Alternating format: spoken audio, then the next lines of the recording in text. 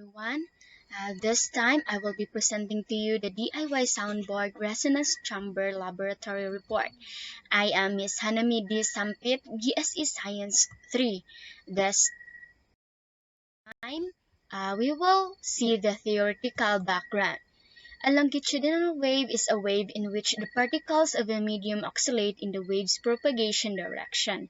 Longitudinal waves used to propagate sound in the air medium. Sound can travel through any material medium at varying speeds depending on the medium's qualities. The particles in the medium vibrate as the wave travels, causing changes in density and pressure along the wave's path of travel. As a result of the shifts, a series of high pressure and low pressure zones emerge. The pressure changes are also sinusoidal if the source of the sound waves vibrates sinusoidally. Next, interference occurs when two waves of identical wavelength and amplitude propagate in opposite direction and superimpose on each other, resulting in a standing wave. The particles of the medium do not vibrate at specific locations in a standing wave. Nodes are the names given to these sites. At certain places in the medium called antinodes, the particle's oscillation amplitude reaches its maximum. The distance between two successive nodes or antinodes in standing or stationary waves is the distance between a node and the next antinode is lambda over 4, but the distance between a node and the next antinode is lambda over 2. Resonance occurs when the frequency of oscillation of the vibrating objects equals to the inherent frequency of the system. Next is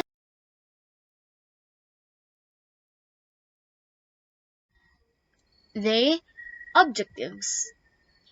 At the end of this experiment, the students will be able to first differentiate the performance of the sound level without resonance box and with resonance box. Second, calculate the gain of the resonance box and express in decibel unit. So what are the materials needed? 3 pieces bamboo of 25 cm long or 10 inches, smartphone, saw, knife, chisels, wood support in making bamboo speaker, glue gun, and stick glue. The procedure are the following. Gather the materials needed, label or sketch the part of the bamboo cylinder that you want to remove, saw at least 3 cylinder bamboo of 25 cm long or 10 inches, cut the bamboo speakers with slant cuts.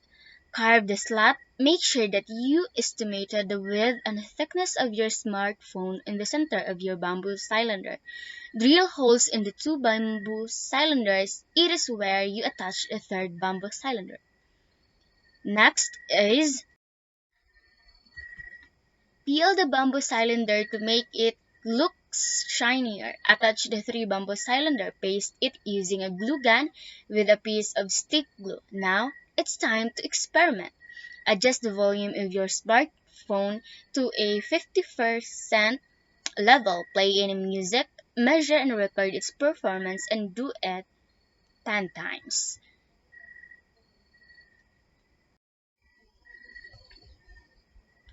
So the data table. Table 1 below shows the data collected during the experiment. It was conducted 10 times trials, both resonance box and with resonance box. This time is to analyze data. Table 2, the graph below shows the difference in the sound level without the resonance box and with the resonance box. The left part of the graph is the sound level of the music that plays. It was expressed in a decibel or dB unit, and the bottom part of the graph is the number of trials conducted 10 times. The dark blue color represents the sound level with the resonance box. The light blue color portrays the resonate level without a resonance box. To calculate the gain resonance box, we will use this formula. Volume with resonance box or VR. Volume without resonance box are V. To calculate, the gain is equal to VR over V. So the solution is this. Gain is equal to 874 decibels. This is our volume with resonance box divided by 821 decibels. This is the total volume without resonance box. So the total gain of the resonance box is equal to 1.065 decibels. Conclusions and recommendations. Therefore, we can see the difference in the sound level with the resonance box. We observe that the resonate level with the resonance box is high compared to the blast level without the resonance box. Further, we apply a periodically fluctuating force to an oscillating system. After that, the system pushes to oscillate at the same frequency as the applied force called the driving frequency. A forced oscillation is a name for this motion. Resonance develops when a system with several normal modes is subject to a periodically fluctuating. A loudspeaker next to an open organ pipe creates pure sinusoidal sound waves of frequency, which adjust by altering the amplifier. The air in the pipeline pushes to vibrate at the same frequency as the loudspeaker's driving power. The air inside the pipe will not move in any of the normal mode patterns since the amplitude of this motion is relatively tiny. However, if the force's frequency is close to one of the normal mode frequencies, the air in the pipe will move in the normal mode pattern for that frequency, and the amplitude will be immensely considerable. The pipe's resonance curve features specs where matches the pipe's normal mode frequencies.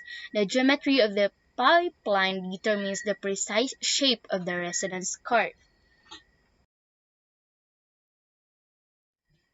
Next, the system is in resonance when the force frequency is equal to a normal mode frequency and the amplitude of the force oscillation is at its maximum.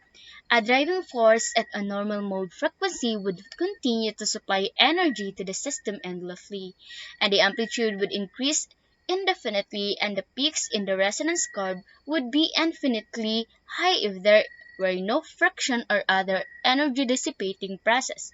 However, there is always some energy dissipation or damping in any particle system. The amplitude of oscillation in resonance may be high, but it cannot be infinite. So this is the reference and acknowledgement. Thank you for watching.